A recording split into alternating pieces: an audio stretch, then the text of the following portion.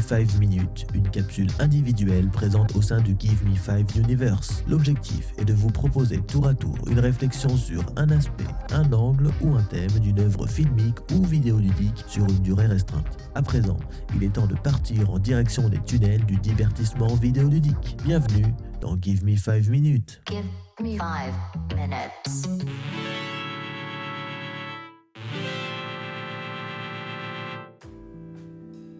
Bonjour à toutes et à tous et bienvenue dans le 9e épisode de Give Me 5 Minutes. Une émission sentant bon la DeLorean, la VHS et la Synthwave. Une émission sous le signe des 80s et du néo-rétro. Une émission consacrée à Narita Boy. Narita Boy est un jeu sorti sur PS4, Nintendo Switch, Xbox One, Steam et GOG le 30 mars 2021 au prix de 24,99€. Et oui, sur Screen Memories, on peut aussi parler d'œuvres jeunes. Et jeune, c'est bien l'adjectif qui qualifie Koba Studio, un studio indépendant qui a été fondé en 2016 par Eduardo Fornieles et comprend seulement 6 autres personnes. Le studio se paye également le luxe d'être édité par Team 17, studio britannique qui a développé la mythique saga Worms ou encore édité plus récemment la franchise Yooka-Laylee. À titre personnel, j'ai téléchargé Narita Boy gratuitement via l'offre d'abonnement du Xbox Game Pass sur PC et c'est donc sur cette version qu'on va se pencher.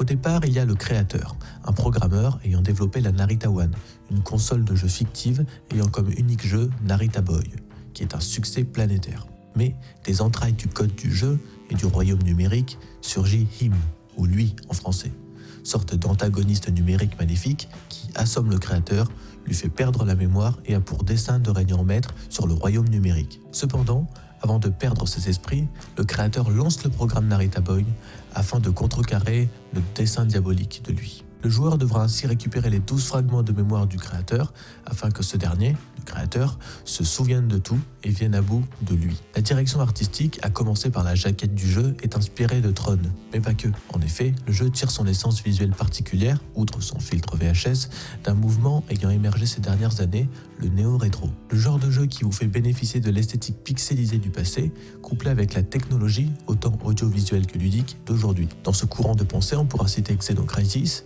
ou encore les jeux du studio brésilien Joy Masher, avec des jeux tels que Oniken, Odalus the Dark Call ou encore Blazing Chrome. Mais revenons à Narita Boy, qui est totalement dépaysant. Autant au niveau des décors très variés, ville cyberpunk, village dans le désert, un bois et d'autres lieux oniriques que je vous laisserai découvrir, que du chara-design de tous les personnages, du plus petit PNJ au plus imposant des ennemis.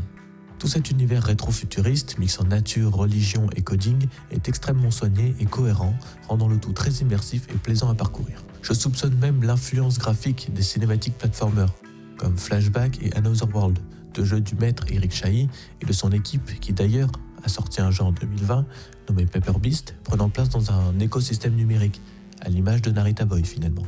Enfin bref, côté gameplay, le soft se présente comme un Metroidvania. En effet, on passera le plus clair de notre temps à parcourir des zones de jeu et à remplir toutes les conditions nécessaires pour passer à la suivante. Cela passe par récupérer des technoclés pour franchir certaines portes, et résoudre des énigmes et affronter des ennemis. Moi qui ne suis pas un grand fan de ce genre vidéoludique et non partisan du côté aller-retour, je dois bien avouer qu'à très peu de moments j'ai trouvé cela redondant. On sent bien le côté néo du rétro dans ces moments-là, et surtout que les jeux s'étaient pas spécialement mieux avant. D'ailleurs, côté combat, Narita Boy n'est pas en reste. En effet, ce n'est pas loin d'une vingtaine d'améliorations pour notre techno-épée qui se débloque au fur et à mesure de notre progression. Coup chargé, esquive, dash et bien d'autres choses. Les combats, même s'il ne faut pas être épileptique, je vous l'accorde, sont vraiment très vivants et attractifs. Petit bémol concernant les déplacements du héros que j'ai trouvé un peu glissant à l'image de New Super Mario Bros sur Wii, ce qui m'a porté préjudice à certains moments. D'autres phases de gameplay sont présentes, mais dont je ne vous dirai rien, histoire de ne pas vous gâcher la découverte. Le soft bénéficie d'une difficulté bien dosée et progressive durant tout le soft, à l'image d'un The Last of Us partout. Oui, chose cette comparaison, et qui appuie encore plus le côté néo. La bande-son de Slavinsky, savant mélange entre du Daft Punk, de la synthwave et de la funk, m'a totalement fait entrer en immersion dans l'univers sonore du jeu. De plus, le sound design est aux petits oignons. Mention spéciale au thème Narita One et Memory One qui m'ont vraiment touché.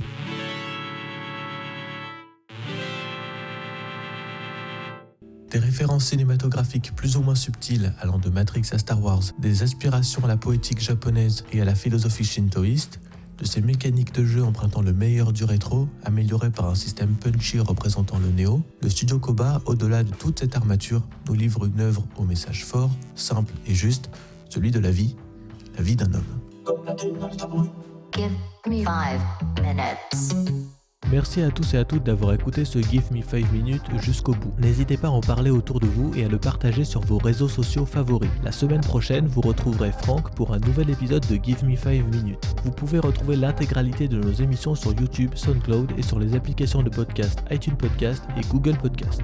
Vous pouvez également nous suivre sur les réseaux sociaux Facebook, Instagram et Twitter et vous tenir ainsi au courant de notre actualité et de nos prochaines émissions.